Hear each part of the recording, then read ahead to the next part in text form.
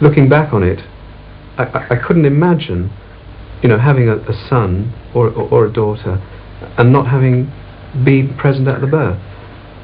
When she appeared, when she suddenly appeared on the sheet, I was so amazed because she was so perfectly formed.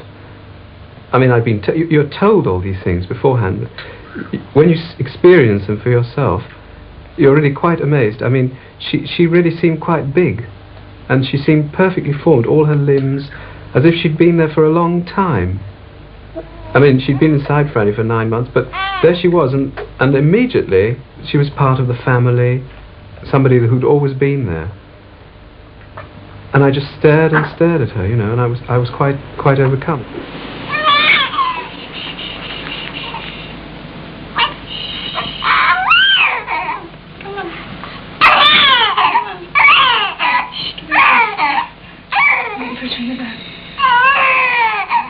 A baby girl, born at home, just as day is breaking.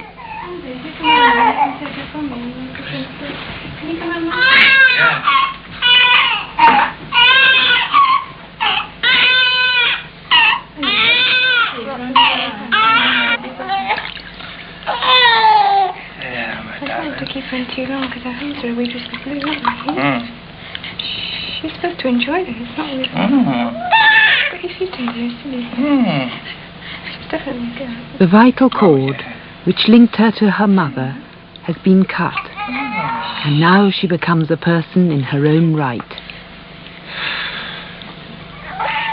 I am your laughing, crying possibility. I keep on coming as I did before, hoping and hungering, and with no visible means of support whatever. Naked need is all I offer. My extremity is your opportunity. Look in the mirror of my cradle. See your laughing, crying possibility. How does a mother feel at the birth of her baby? It's bringing back that amazing feeling that absolutely nothing else can. You know, I don't know why I'm really crying. It's just tears of joy. Tears of joy. Oh, a marvellous experience. I wouldn't have missed it for the world. I really wouldn't. It's like going up steps. It's like walking up a staircase when you're very little. And you feel joy when you get to the first step because that's exciting. And then you get to the second step and the third step, and you get so high, you get halfway up that staircase, there's no turning back, and you know it. And you just wait until to get to the very top step so you can stand there and shout, "Whoopee, I'm here," you know? That's what it was like. But is it hard, or difficult, or painful to have a baby? Of course, sometimes things aren't going right in childbirth, and then there is the sort of pain which is similar to the pain of injury, and this is a signal that something is wrong.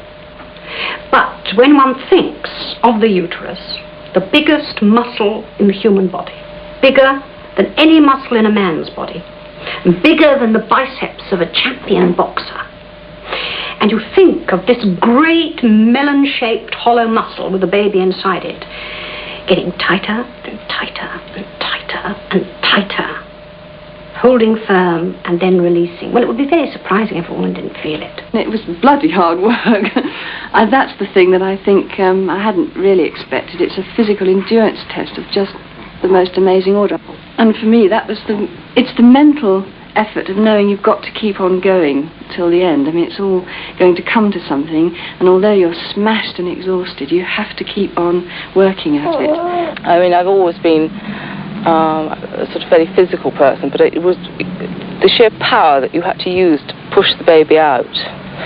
But when his head appeared, I think I nearly fell off the table. I was so excited. I really do. I was hanging on to Simon. I was so excited. I was beside myself. There seemed to be a room full of sisters, nurses, but it was my husband I could hear saying, "I can see her head." And I knew that I had a great big smile on my face, and I was very, very excited, and well, I'm very thrilled. Although the baby can't tell us how she feels at this moment, we know that immediately after birth, a healthy baby is awake, alert and ready to communicate and to respond.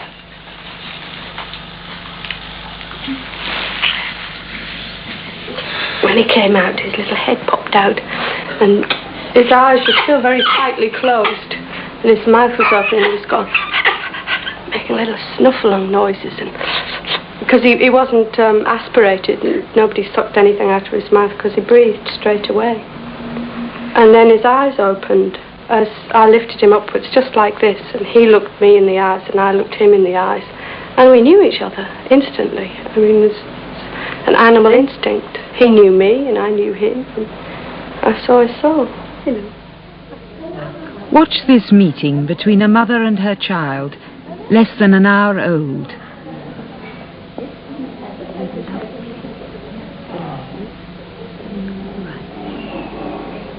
That's my pretty girl. There you are. You're in the world now. That's right. Oh, you're beautiful. It's just lovely. There's a good girl. At such a moment, a bond is forged between them. Mothers describe this meeting face to face as one of deep joy.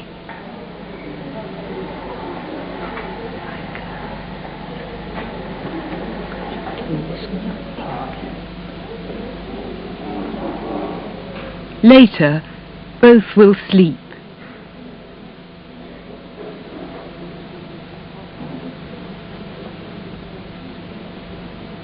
First-time mothers and fathers often know little of the ability and intelligence of their babies. Dr. Graham Curtis Jenkins, a GP, explains. Like that. That's part of this reflex. Just watch. Whee! It's what keeps baby monkeys, I think, on their mothers' backs. He starts by showing them that their baby is born with many more physical skills than they ever realized. And I expect you didn't know, though, that if we gave her an edge, she'd step up. Come on, up. And up. Isn't that fun? And then, if we stroke her back, we can make her bottom swing one way. We go just once like that, and just once like that. Dr. Curtis Jenkins goes on to tell them never to underestimate their baby. That from birth, a baby can see, fix on an object, and follow it. The baby can also hear and locate a sound.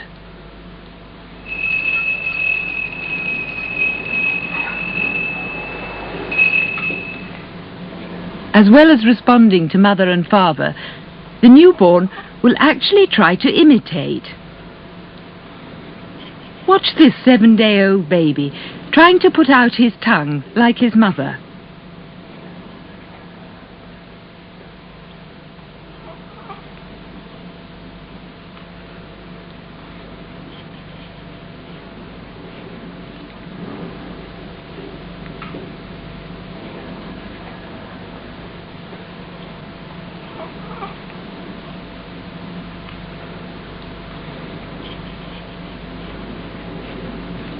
The power to imitate will be very important to the baby when he learns to speak. Research in the United States has shown a baby is sensitive to the sound of his mother's voice and moves in rhythm to it as she speaks. Pretty baby, pretty baby, are you moving in rhythm to my words?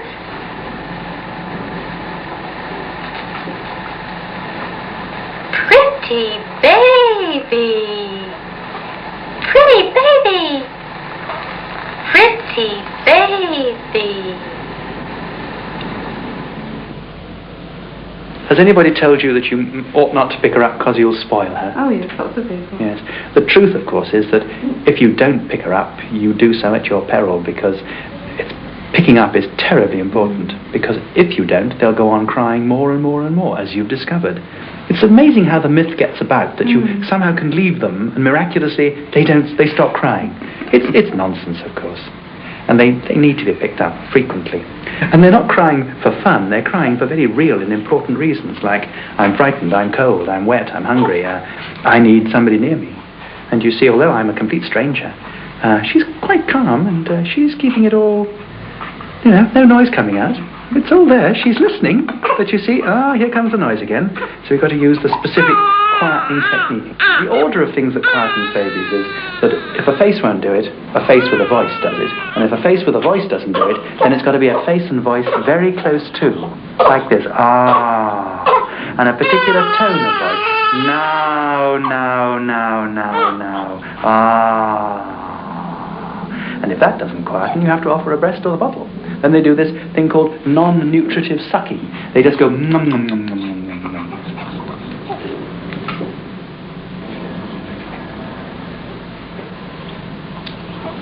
Newborn babies can do some very remarkable things, can't they?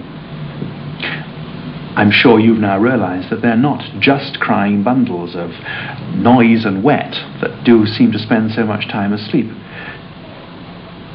In fact, they're not so very different from you. They respond to the same things, to food and warmth and cold and wet and sounds and people. Just watch this. This is how you began to sit, to stand, to talk, to communicate. At 8 months old, Kelly has a clear idea of what she wants to do.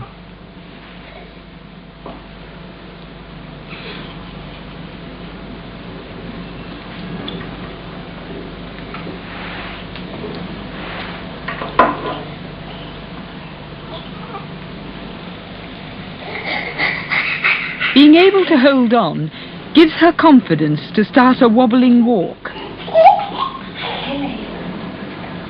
Compare this with what you do today. You've come a long way. I'm on it. Come on, get that. See it. No, you are. Who's on it? Having a go on your own is risky.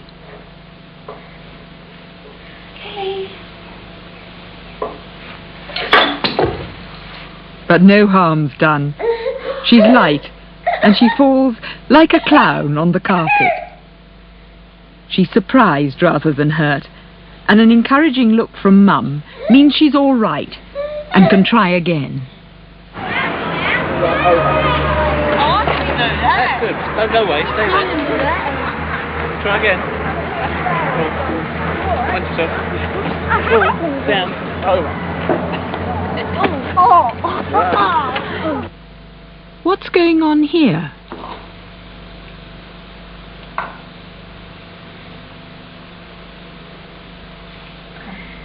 Still unsure of her legs, she relies on her hands for support.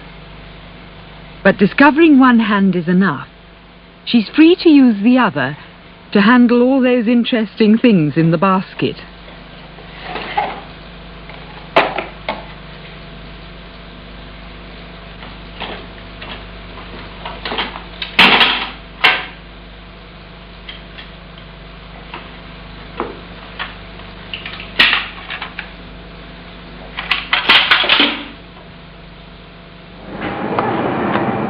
Think how important this gripping and grasping is to you when you launch yourself into space.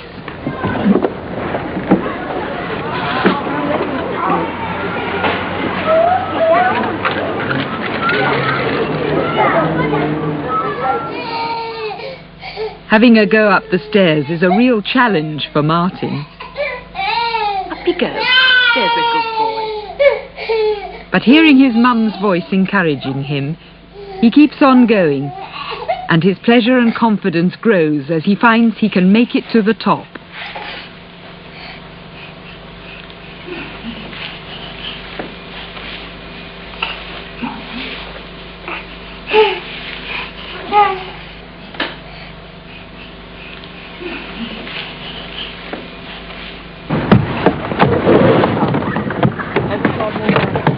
How did you feel when you first had a go down a slide like this?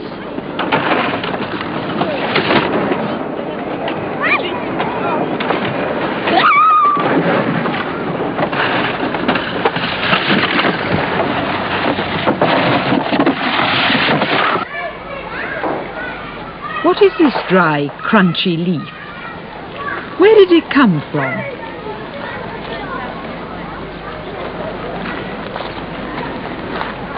Every moment, there's something to find out about and questions to ask.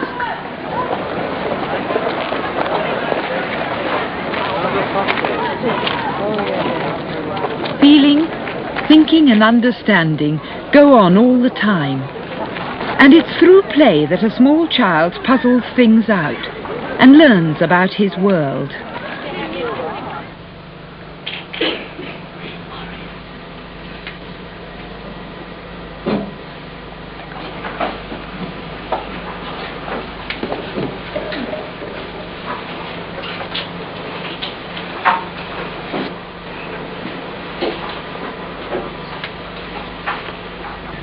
So what is it that makes babies grow and develop?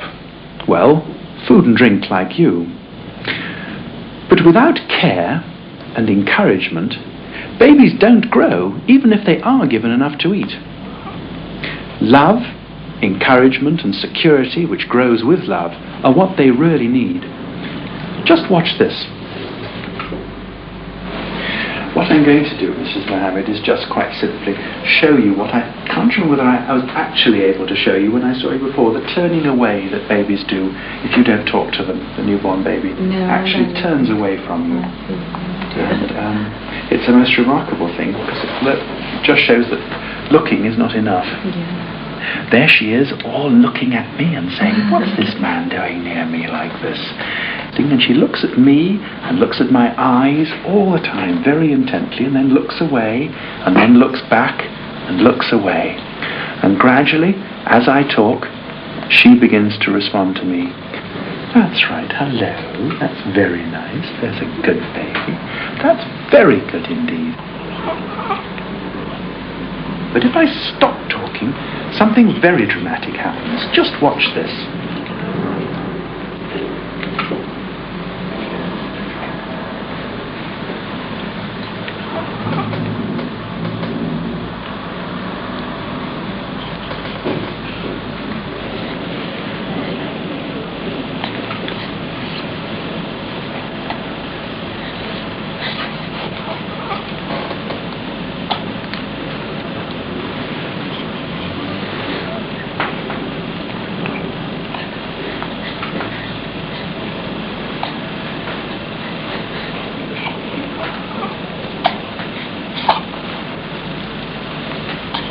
She's thrown herself right back. She's just not interested and is becoming quite distressed. But if I pick her up again and start talking again and say, hello, there's a good girl, that's very good, her eyes open bright, and she starts looking at me again, that's very good indeed, that's very nice, that's very good. There you are, baby back again.